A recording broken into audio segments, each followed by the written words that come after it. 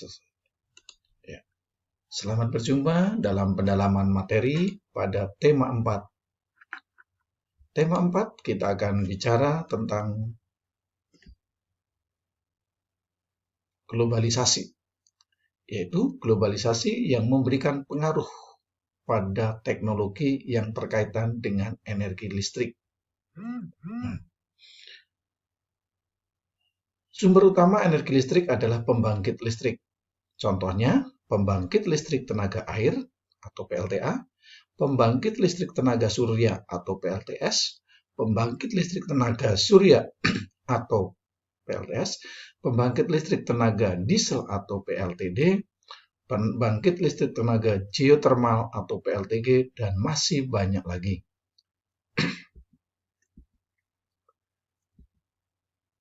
Bagaimana proses terjadinya listrik dihasilkan?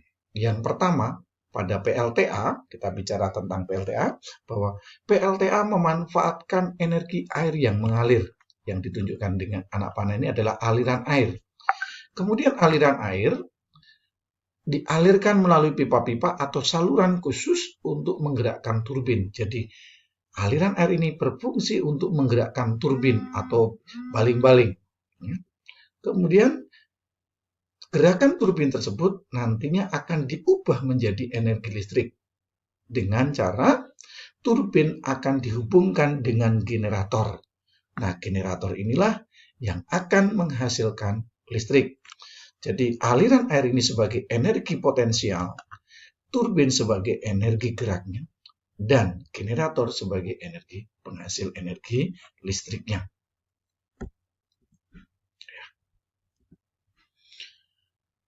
Dalam ruangan yang kecil, dalam ruang lingkup yang kecil, beberapa daerah menggunakan pembangkit listrik secara mandiri yang dinamakan pembangkit listrik mikrohidra. Jadi hanya menggunakan aliran-aliran kecil yang digunakan untuk ruang lingkup yang kecil, daerah-daerah tertentu saja, yang mana daerah tersebut biasanya belum dialiri oleh listrik negara. Maka masyarakat secara swadaya membuat listrik sendiri dengan menggunakan pembangkit listrik mikrohidra dengan aliran air yang kecil. Pembangkit listrik mikrohidra menggunakan aliran air untuk memutar kincir air. Kincir air kemudian menggerakkan turbin hingga menghasilkan listrik. Alatnya kalau kita lihat dari gambar itu cukup sederhana. Aliran air menggerakkan turbin, yang berbulat itu adalah turbin, nanti turbin itu akan berputar menggerakkan generator yang ada di dalamnya, atau dalam ukuran kecil namanya dinamo. Nah, generator atau dinamo itulah yang akan menghasilkan listrik. Menurutmu, jawaban seperti apa yang diinginkan dari pertanyaan berikut? Bagaimana cara listrik dari pembangkit listrik sampai ke rumah penduduk? Nah, kalau tadi Bapak sudah menjelaskan bagaimana listrik itu tercipta melalui pada PLTA, yaitu aliran air, turbin, generator baru menghasilkan listrik. Tetapi dari sumber listrik generator tadi sampai ke rumah kita, sampai rumah penduduk, itu bagaimana caranya? Yuk kita lihat. Proses penyaluran energi listrik.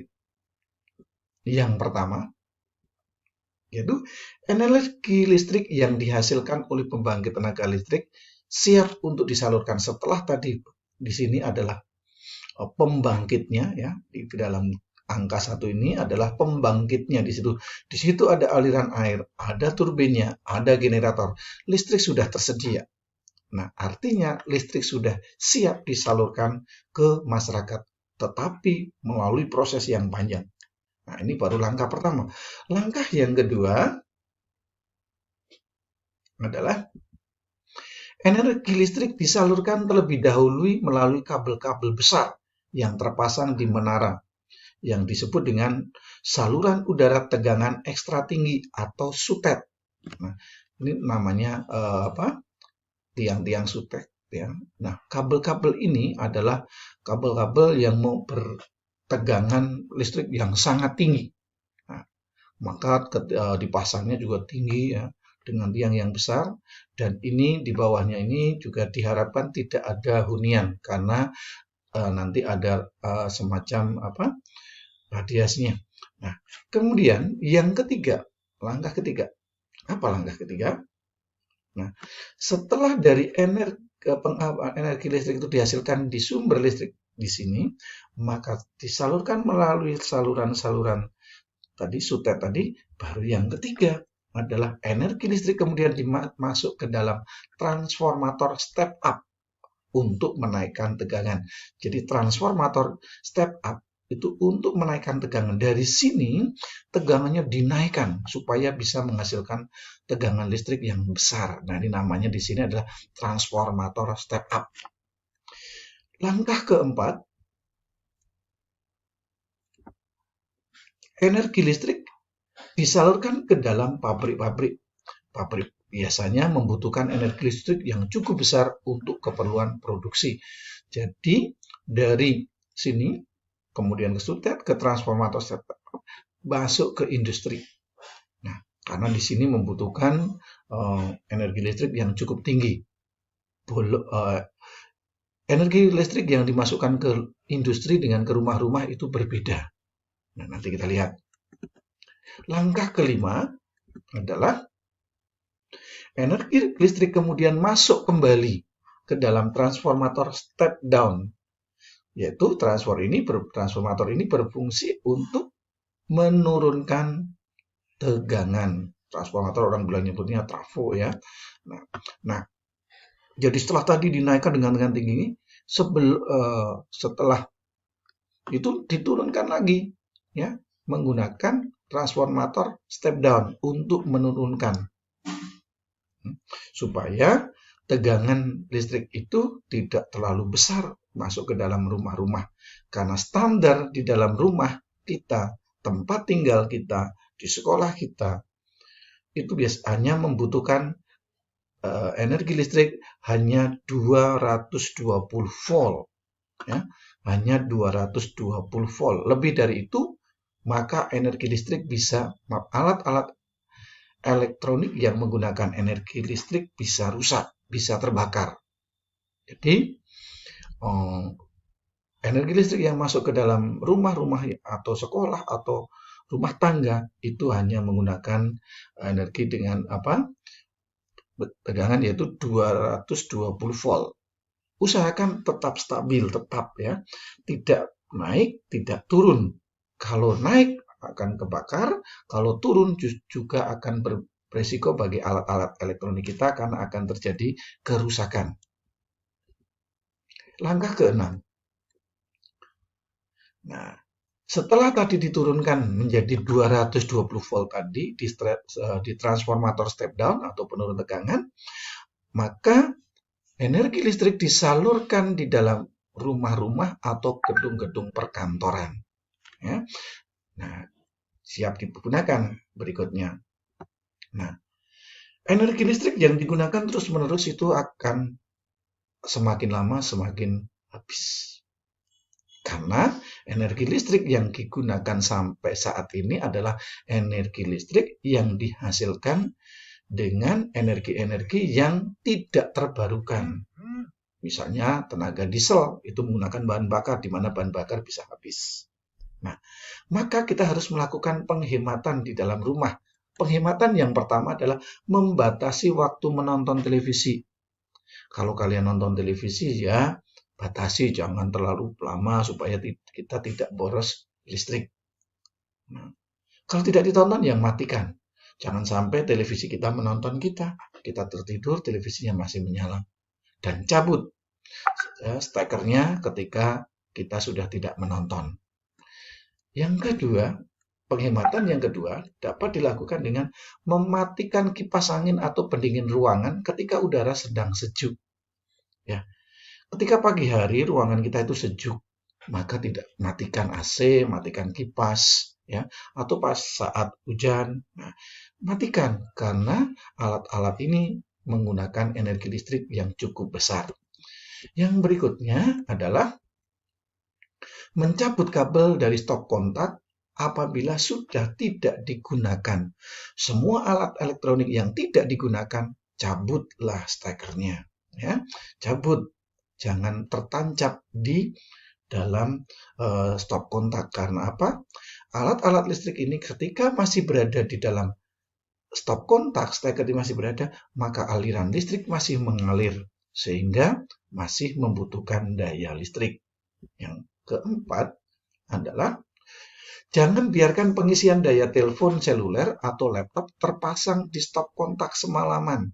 Kadang-kala kita baterai laptop saya habis, baterai HP saya habis, baterai power bank saya habis, maka kapan saya mau tidur saya colokin saja, besok bangun sudah penuh. Itu juga tidak diperbolehkan karena itu adalah termasuk salah satu bentuk pemborosan energi listrik.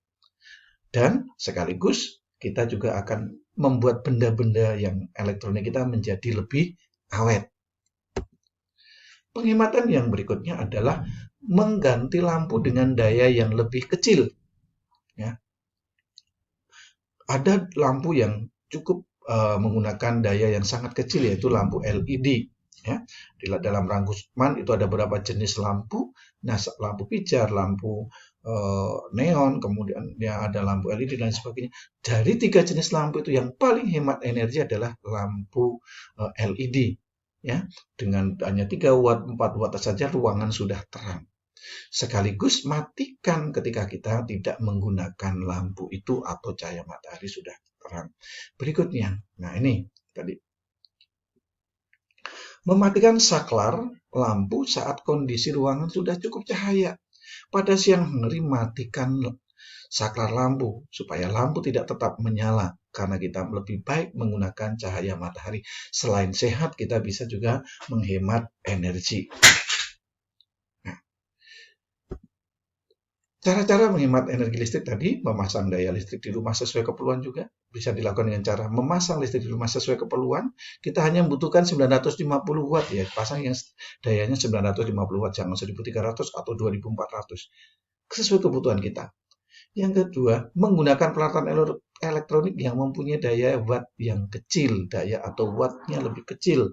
Jangan yang terlalu besar, membuat udara di ruangan juga panas kalau lampunya wattnya besar, dan juga kita bisa menghemat energi. Yang ketiga, mengganti lampu dengan lampu yang hemat energi, tadi lampu apa? LED. Kemudian yang keempat, menggunakan elektronik secara bergantian. Jangan sekaligus ya nonton televisi, AC menyala, kipas dinyalakan, kemudian sambil main HP, mendengarkan musik dari misalnya home theater dan lain sebagainya. Itu adalah bentuk pemborosan energi listrik. Ingat, energi listrik saat ini banyak yang masih menggunakan sumber-sumber energi yang tidak terbarukan. Yang kelima, memanfaatkan cahaya matahari untuk menerangi rumah pada pagi hingga sore hari. Gunakan energi matahari sebagai penerangan rumah. Maka lengkapilah rumah-rumah kalian jendela yang besar sehingga cahaya matahari bisa masuk, bisa menerangi dengan baik. Sehingga kita tidak menggunakan lampu lagi. Demikian penjelasan Bapak untuk hari ini dan semoga bermanfaat dan diulang-ulang kembali supaya kalian lebih memahami. Selamat belajar dan Tuhan memberkati.